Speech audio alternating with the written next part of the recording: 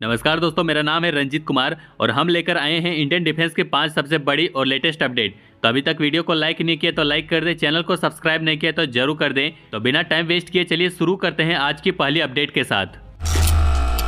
रविवार को छत्तीसगढ़ के बीजापुर डिस्ट्रिक्ट में सिक्योरिटी फोर्सेस ने भयंकर इनकाउंटर में 31 नक्सलाइट को मार गिराया, जिसमें 2 सिक्योरिटी पर्सनल भी शहीद हुए और 2 और जख्मी हो गए। लगभग 650 सिक्योरिटी पर्सनल ने इंद्रावती नेशनल पार्क के एरिया में ऑपरेशन किया था, जहां ये इनकाउंटर हुआ। छत्तीसगढ़ के चीफ मिनिस्टर विष्णु देव साई ने कहा कि 2026 तक नक्सलिज्म का खात्मा हो जाएगा और पीएम मोदी और होम मिनिस्टर अमित शाह की लीडरशिप में ये गोल अचीव किया जाएगा। इसके साथ एक और अपडेट ये है कि मारुति सुजुकी ने अपने एसयूवी जिम्नी की 60 यूनिट आईटीबीपी को दी है। ये पहली बार है जब जिम्नी को सेंट्रल आर्म पुलिस फोर्स में इंक्लूड किया गया है। ये व्हीकल लेह लद्दाख और अरुणाचल प्रदेश के बॉर्डर रीजन में डिप्लॉय की जाएगी। मारुति सुजुकी ने अपने लॉन्ग स्टैंडिंग एसोसिएशन को देखते हुए कहा कि जिप्सी जो पहले आर्म फोर्सेस का ट्रस्टेड व्हीकल थी, अब जिम्नी को उनकी मदद के लिए इंट्रोड्यूस किया गया है। जिम्नी अपनी ऑफ रोड कैपेबिलिटी के लिए जाना जाता है, जो एक्सट्रीम टेरेंस और वेदर कंडीशन जैसे हिमालय रीजन में काफी यूजफुल होगा, जहां टेम्परेचर -45 डिग्री सेल्सियस तक भी हो सकता है।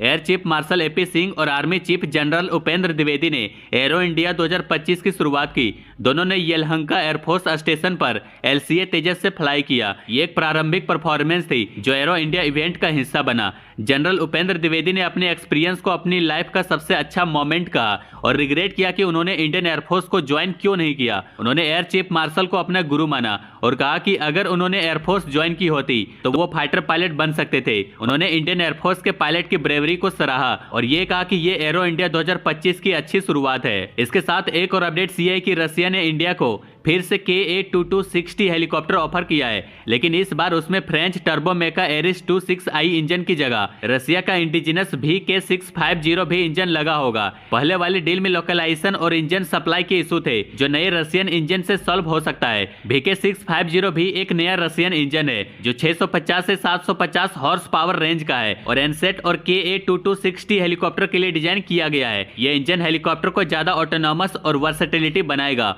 और पहले वाले फ्रेंच इंजन के बराबर या उससे बेहतर परफॉर्मेंस दे सकता है। 2015 में इंडिया और रशिया के बीच एक एग्रीमेंट साइन हुआ था, जिसमें 200 KA-2260 हेलीकॉप्टर ज्वाइंटली मैन्युफैक्चर करने की बात थी। पहले 40 हेलीकॉप्टर रशिया में बनाने थे, बाकी टुमकर कर्नाटका में HAL के अंदर लोकल प्रोडक्शन के साथ मैन्युफैक्चर होने थे। पहले 60 को रशिया में और 140 इंडिया में बनाने का प्लान था, लेकिन अब इंडिजिनस प्रोडक्शन को और बढ़ाने पर फोकस है। अब रोस्टेक जो रशियन कंपनी है, एरो इंडिया 2025 इवेंट में KA-2260 का मॉडल शोकेस करेगी, ताकि इंडिया को नए इंजन वाले वेरिएंट में इंटरेस्टेड हो और डील आगे बढ़े।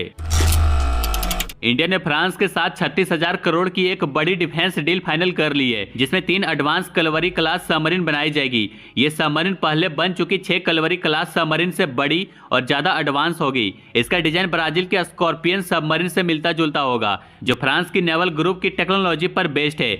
ये डील इंडियन नेवी के लिए एक मेजर अपग्रेड है, जो इसकी अंडर वाटर वॉरफेयर कैपेबिलिटी को काफी स्ट्रॉन्ग करेगा। इसका एक बड़ा फायदा ये होगा कि ये प्रोजेक्ट MDL और नेवल ग्रुप फ्रांस के बीच कोलैबोरेशन के अंडर होगा, जिससे मेक इन इंडिया और आत्मनिर्भर भारत इनिशिएटिव को भी बूस्ट मिलेगा। इसके साथ एक और अपडेट ये है कि रशिया ने इंडिया को अपनी advance R-37M long range air to air missile बेचने का ऑफर दिया है, जिसे एक्सपोर्ट वर्जन में RBBD कहा जाता है। ये मिसाइल 200 किलोमीटर तक के टारगेट को मार सकती है, जैसे दुनिया के बेस्ट लॉन्ग रेंज मिसाइल में से एक बनाता है। इसमें एडवांस गाइडेंस सिस्टम है जो फायर एंड फॉरगेट कैपेबिलिटी देती है, मतलब एक बार लॉन्च होने के बाद मिसाइल अपने टारगेट को खुद ट्रैक और डिस्ट्रॉय कर सकती है। R-37M इंडियन एयरफोर्स के सुखोई 30 जेट्स के लिए मेजर अपग्रेड है, क्योंकि ये मिसाइल R-77 से ज्यादा रेंज देती है। इस मिसाइल का यूज हाई वैल्यू टारगेट जैसे AWACS और टैंकर को दूर से ही डिस्ट्रॉय किया जा सकता है। रशिया ने इस मिसाइल का लोकल प्रोडक्शन इंडिया में करने का भी ऑफर दिया है, जो मेक इन इंडिया इनिशिएटिव के लिए एक अच्छा स्टेप हो सकता है। इस डील से इंडिया की aerial combat capability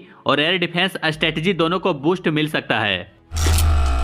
arrow India 2025 एक हिस्टोरिक मोमेंट बना, जिसमें रशियन सुखोई 57 फैल्कॉन और अमेरिकन F-35 लाइटनिंग II एक साथ दिखाई दिए। ये दोनों 5th जनरेशन फाइटर जेट पहली बार एक ही प्लेटफॉर्म पर आए हैं। इंडिया जो हमेशा रशिया से अपनी डिफेंस नीड पूरी करता रहा है, अब अपनी मिलिट्री पार्टनरशिप को फैला रहा है, जिसमें अमेरिका भी एक बड़ा प्लेयर बन रहा है। सुखोई 57 का एरो इंडिया 2025 में आना दिखाता है कि रशिया अब भी अपने इन्फ्लुएंस को इंडिया में मेंटेन करना चाहता है, खासकर तब जब इंडिया ने इस जेट के ज्वाइंट डेवलपमेंट प्रोजेक्ट से अपना हाथ खींच लिया था। हालांकि फिर से रशिया ने इसके ज्वाइंट प्रोडक्शन का ऑफर दिया है। दूसरी तरफ अमेरिका का F-35 लाना एक स्ट्रॉन्ग मैसेज देता है कि वो इंडिया के साथ अपनी मिलिट्री टाई और बढ़ाने के लिए तैयार है। इस वक्त इंडिया रशिया और अमेरिका के बीच बैलेंस लेकर चल रहा है, जो एरो इंडिया 2025 इसका एक परफेक्ट एग्जाम्पल बना। इसके साथ एक और अपडेट्स ये है कि Sukhoi 57 fighter jet arrow India में सिर्फ 10 सेकंड में 0.8 किलोमीटर के रनवे से टेक ऑफ करके अपनी पावर और इफिशिएंसी दिखाई है। इससे यह साबित होता है कि सुखोई 57